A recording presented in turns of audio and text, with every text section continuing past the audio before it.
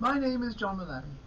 I'm a local historian, and many of you know me and my wife Lindsay from our talks and books, especially those about the history of Reading Abbey and St James's Church, which lies within the grounds of the Abbey. As we can't have any events to launch my new book, I thought a brief PowerPoint presentation would give you something of an idea of its contents. The book is called A Tale of Two Towns, Calleva and Reading. Its subtitle is The Story of the People of Reading from the Earliest Times to 1121. As you will know, 2021 is the 900th anniversary of the foundation of Henry I's great monastery here in Reading. There's no shortage of research papers, books and articles about Henry's Abbey. But the often asked question is, why did Henry choose Reading? The well-known account by William of Malmesbury that the town's location was calculated for the reception of almost all who might have occasion to travel to the most populous cities of England is only half the answer. So what was the background which made Reading such a special place?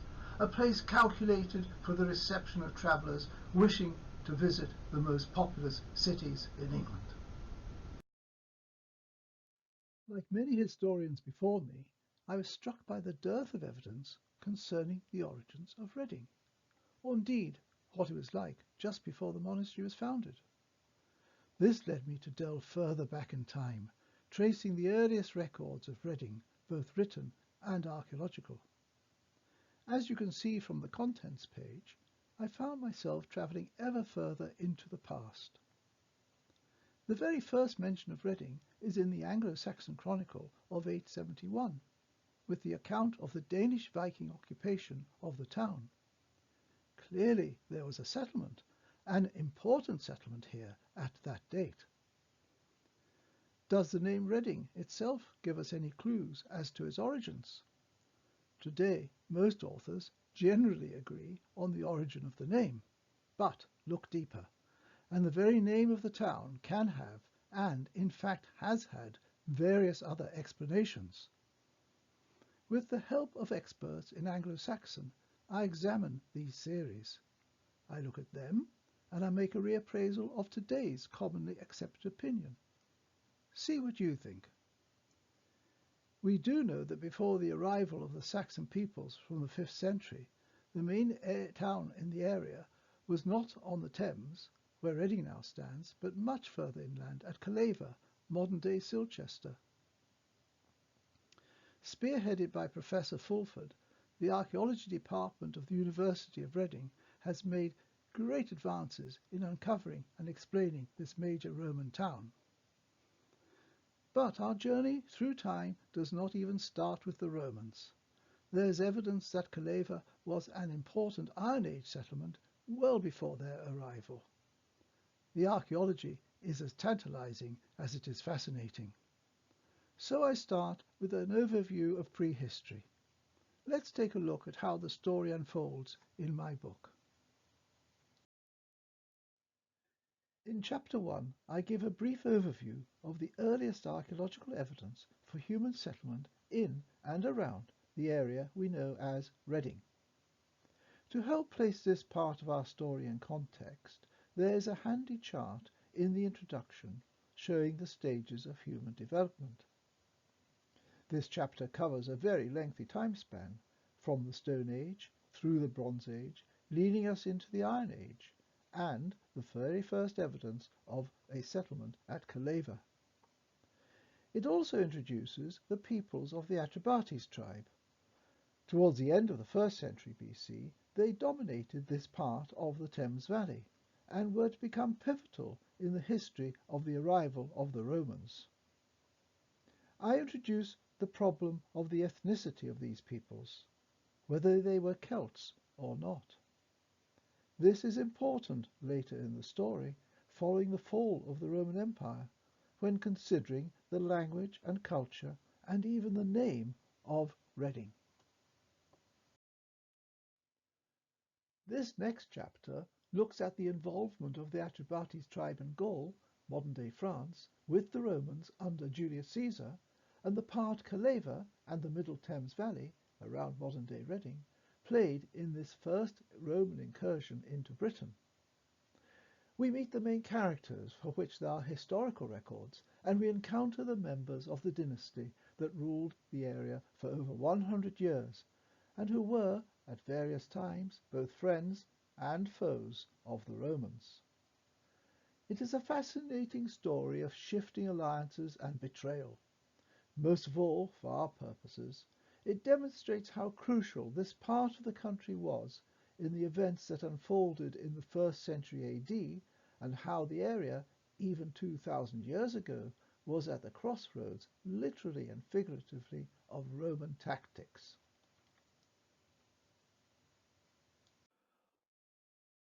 Almost 100 years after Caesar's occupation of, and then withdrawal from, the south of the country, the Roman Empire did expand and finally conquer Britain.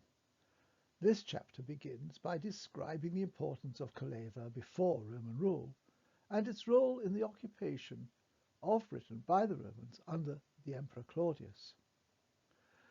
Here's a chart which you will find in the book to help the reader identify the main characters in the story. I go on to examine, in some detail, the area along the Thames, including Reading and Caversham. This includes the existence of farms and trading routes within the Henley Loop, that great sweeping arch of the Thames between Maidenhead and Reading. One unsolved problem concerns the road system. The Romans are famous for their roads. There has been some speculation about a missing arterial military road within the Roman system, the so-called Camlet Way. This would have passed near modern-day Reading and would have linked Verulamium, St. Albans, and Calleva. I use the extensive work of Margery and Over to examine the case for its existence, and I provide several maps to illustrate the various suggestions about the purpose and uses of any such roads around the area which we now know as Reading.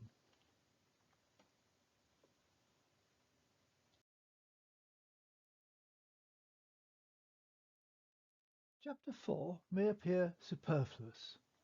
What have the political and military machinations hundreds of miles away around the Mediterranean to do with Calleva and Reading? I make no excuse for giving quite a detailed account of the crisis in the Roman Empire towards the end of the 5th century that led to its final disintegration. This is an aspect of the fall of Calleva and rise of Reading that has either been skipped over or often reduced to a simple, even simplistic, one-line sentence. We often read, for instance, that in 410 AD Rome withdrew its forces, allowing the Angles, Saxons and Jutes to invade Britain. Roman civilization crumbled and a new nation, England, was born. What really happened, and how did it affect the Middle Thames Valley? And what do we know about the settlement that became Reading? I re-examine this narrative and discuss how we cannot understand how and why Reading replaced Calleva as the main town in the Middle Thames Valley without understanding what really happened in the Empire, and so in Britain, at this time. As the map shows, the borders of the Empire were crumbling. Great population movements swept aside imperial authority.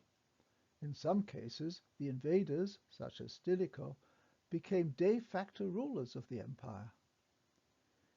Great towns, such as Calleva, were either changed beyond recognition or were replaced. I write, a new country, England, was forged out of this furnace of invasion and struggle.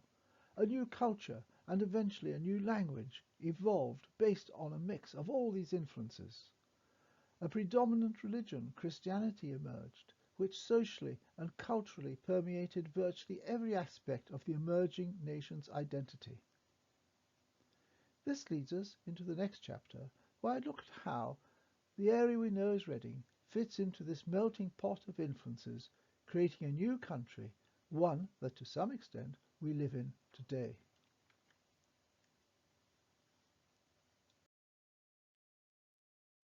The 6th century is a time when myth became legend and legend became history.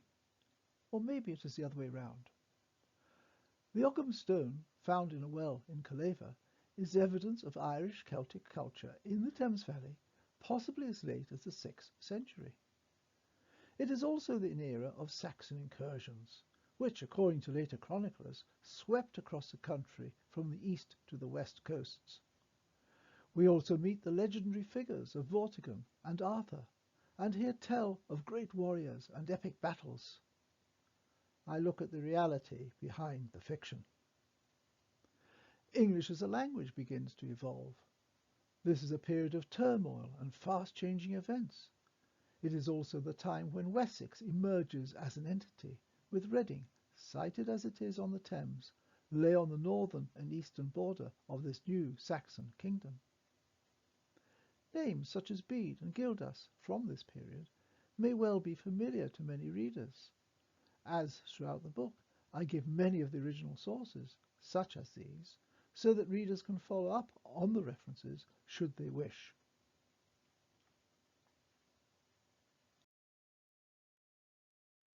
About 2/3 of the book, starting with chapter 6, focuses on Reading. What we know about Reading before its first mention in the Anglo-Saxon Chronicle of 871 is based on archaeology.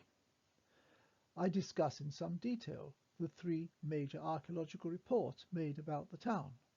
These are the Abbey excavations of the 1970s, the waterfront excavations 1979 to 1988, and the Oracle excavations 1996 to 1998.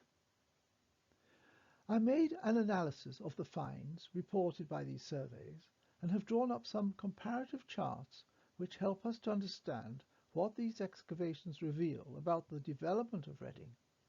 I also include other surveys, not least the very first by Sir Henry Englefield in 1779. Perhaps one of the more controversial aspects of the book comes in this chapter. This is where I look at the origins, not just of the town, but of its name. All I will say here is that the usual explanation of a town named after a person or tribe called Rada is just one of many possibilities. I ask you, the reader, to keep an open mind and then come to your own conclusion. This may well be that the commonly currently held view is the correct one, but you may be convinced by one of the other suggestions. I also look at several other place names associated with the town, such as the Forbury, Vaston, and Orts. Once again, the use and meaning of some of these words is not as clear-cut as often stated. Although the book's title says that it is up to the founding of the monastery in 1121, it would not be right to ignore the Abbey, and especially those excavations which tell us more about what may have occupied its site before its foundation. Dr. Sley's excavations in the 1970s uncovered some tantalizing evidence of a pre-existing building in the area. He came across footings underneath those of the great eastern apse of the Abbey and speculated that these were of a significant, possibly an ecclesiastical, building which predated Henry's Abbey. If true, it would add weight to the theory that the east of Reading was more developed than previously thought. Once again, I ask readers to come to their own conclusions. I end this chapter by examining other evidence showing the importance of Reading before the conquest. One such factor is the existence of a mint in the town. The chart shows the coins associated with Reading. These date to the time of Edward the Confessor, just before the conquest. The existence of a mint does indicate the high status of a town, but, as I show, this is not as clear-cut as it may appear. What is probable is that by the mid-11th century, Reading was a town of some significance, but the evidence is predominantly archaeological. Apart from some brief references in the Anglo-Saxon Chronicle and in a late 10th century will, there's little documentary evidence to work on.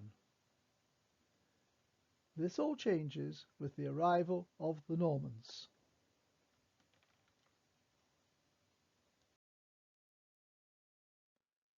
The Domesday Book mentions Reading 3 times.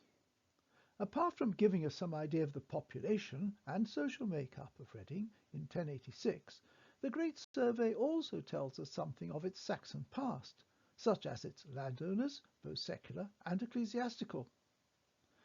There are other documents that help in our search for an answer as to why Henry chose Reading for his monastery. One is the 1125 foundation charter of the Abbey. I select 2 clues from its text. One concerns confirmation of a Reading mint, and another lies in the mysterious words that a previous abbey had been destroyed on account of its sins. I examine the original Latin and its variances in different editions.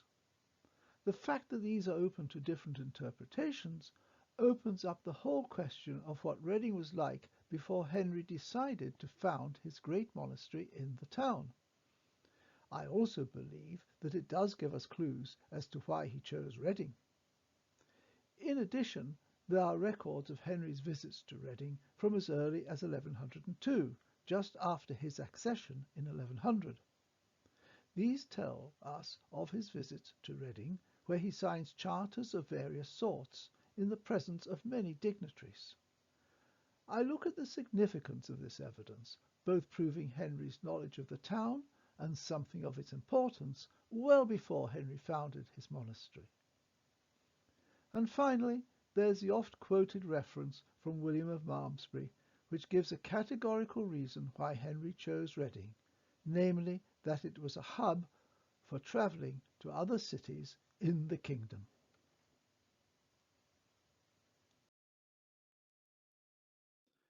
In this last chapter, based on the findings in the book, I set up several challenges concerning Reading's existence before the conquest, especially concerning the reasons why Henry chose Reading and why the previous abbey had been destroyed. I look at the importance of the Cluniac monks who were brought in by Henry to found his monastery.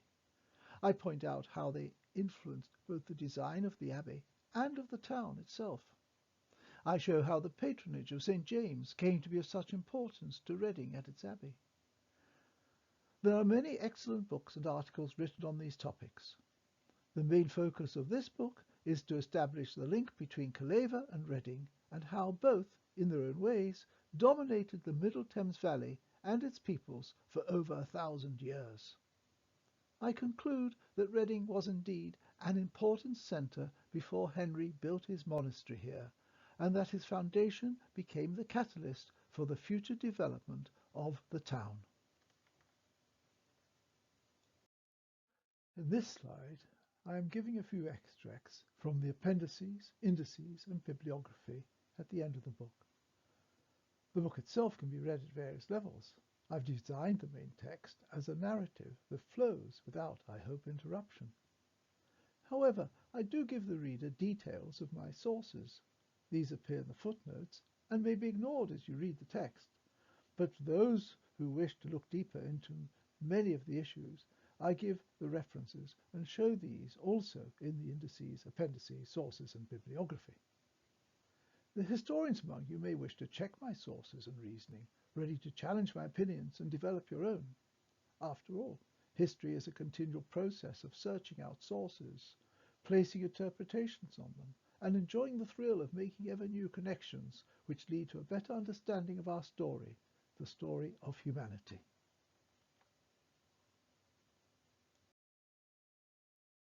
Because of the impact of COVID-19, I don't see any likelihood in the near future of hosting any events or talks at which I can make the book available.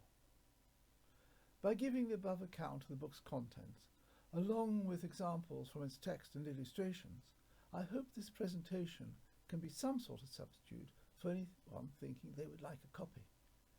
On screen are some facts and figures about the book. It's always difficult to judge how many books to print. The current situation, with so few means of making the book available, makes this task even trickier.